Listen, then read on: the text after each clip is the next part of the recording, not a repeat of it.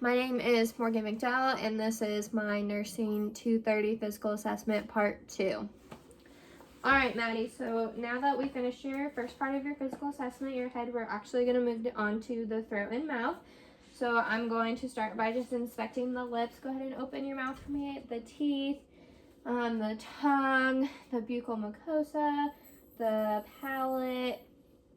And go ahead and lift your tongue up for me and the floor of the mouth. I'm just looking to make sure that all of her teeth are intact, that her airway looks like it's patent. She's going to take a big deep breath for me. Perfect. Her airway is patent. Her mouth is not dry, it's moist, and it's a nice pink color, so everything there looks good. Go ahead and open once more for me. I'm going to, where'd the pen light go? Look at your tonsils. It looks like, did you have your tonsils removed? Yes. Okay, so yeah, no tonsils back there. Next, I'm going to palpate her TMJ for tenderness or crepitus. Does that hurt at all? No. Okay, perfect. So next, I'm going to go ahead and check cranial nerves 9 and 10. So you're going to go, for me. Perfect. So I'm making sure that the uvula and the palpate rise and they're symmetric, and her tongue is also midline, so those are well. So next we're going to go ahead and move on to the neck. I'm going to look at her skin, looking at the color, which is normal for her ethnicity, moisture, which is dry, warm, there's no bruising, tenderness, scars, lesions, anything like that. Next I'm going to go ahead and palpate the trachea. Make sure that her trachea is midline, and you let me know if you feel any tenderness. Next, I'm going to go ahead and palpate the thyroid gland. And next, I'm going to go ahead and palpate the carotid artery, which I feel strong and regular. And on this side, also feel strong and regular. Next, I'm going to go ahead and also listen to her carotid artery to make sure that there aren't any bruits.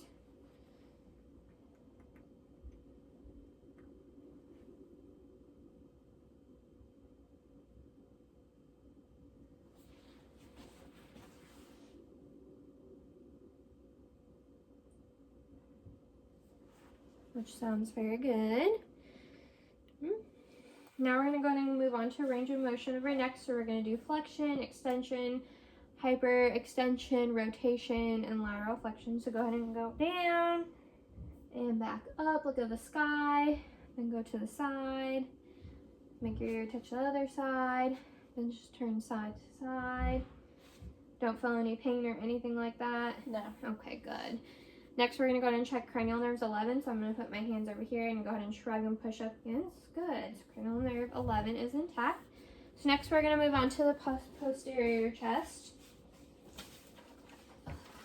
So, yeah, just a little bit. We're going to look at the back of the posterior chest, looking at the skin, making sure that her color is good, it's consistent with her ethnicity, temperature, which she still feels warm, moisture, she's dry, bruising, scars, lesions, anything like that, which I don't see anything. Looks good. I'm also going to observe for any signs or symptoms of respiratory distress, so any nasal flaring, which I didn't see any upon earlier, any retractions. She's not in a tripod position, so that all looks well. Next, I'm going to look for any obvious deformities and that the back of the chest is symmetric, which it is. I don't see any deformities. And I'm going to put my hands up here and have you take a big deep breath in for me and release. So her chest also rises symmetrically with each inspiration and expiration. Now I'm going to go ahead and perform what's called tactile frontis. So I'm going to put my hands on your back of your chest, and each time I do, I'm going to have you say 99 for me. 99, 99, 99, 99, 99. All right, perfect. So now we're going to go ahead and percuss in the intercostal spaces, which should sound resonant because her lungs are filled with air. If they were dull, there could be some type of fluid in there, and that would be a concern.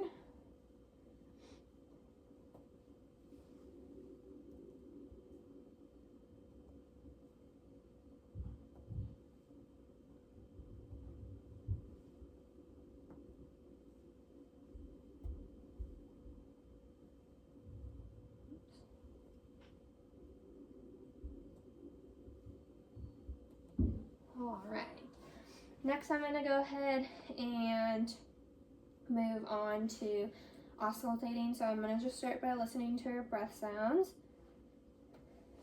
Just breathe normally for me.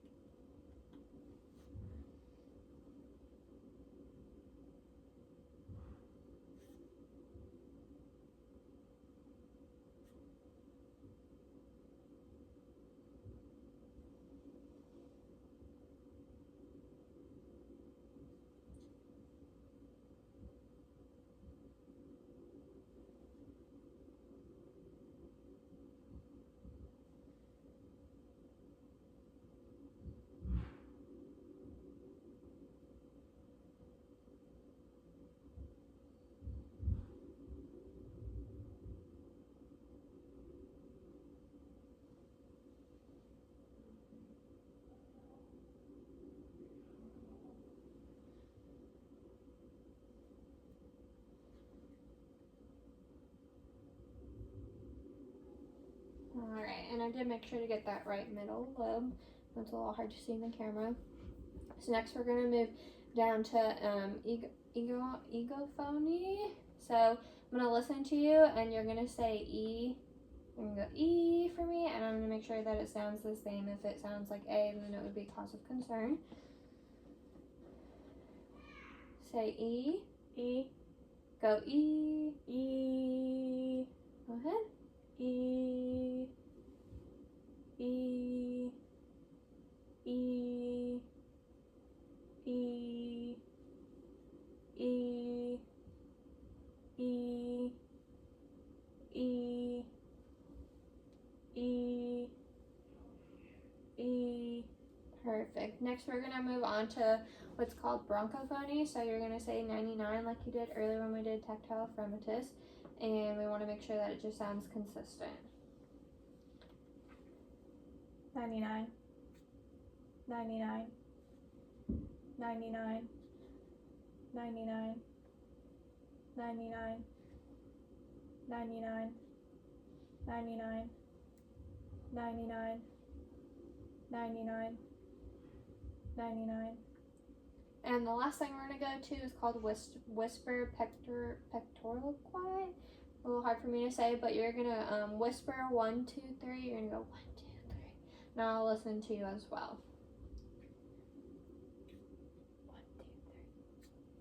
1, 2, 3. 1, 2, 3. 1, 2, 3. 1, 2, 3. 1, 2, 3. 1, 2, 3. 1, 2, 3. 1, 2, 3. 1, 2, 3. Good. And all that is just checking for consolidation. If any of it sounded different, then it could be indication of having pneumonia. So next we're going to move on to the anterior chest. So I'm just looking at her skin, her color, which is once again consistent with her ethnicity, temperature, moisture. She's not dry, or she is dry, sorry. There's no bruising. I don't see any scars, lesions, nevi. All of that looks pretty good. So next I'm just going to inspect once again for respiratory distress. I don't see anything, no nasal flaring. She's not in tripod position. I'm going to observe for any obvious deformities, which I don't see anything, and check to make sure that it looks symmetric, which it does. Go ahead and take a big deep breath for me. And it is symmetric upon inspiration. So now I'm going to palpate for tactile fremitus. So I'm going to do like I did earlier. I'm going to put my hands on your chest and you're going to say 99 for me, okay? 99. 99. 99. 99. 99. Perfect. And then lastly, I'm just going to go ahead and auscultate in your anterior lungs.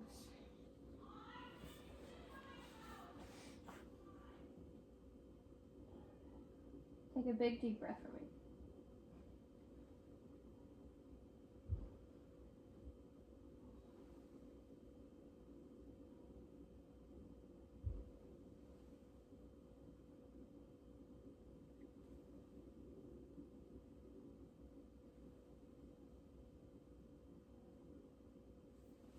Alright, so breath sounds were clear, they're not diminished or anything like that. So that concludes part 2 of our video, and we will start part 3.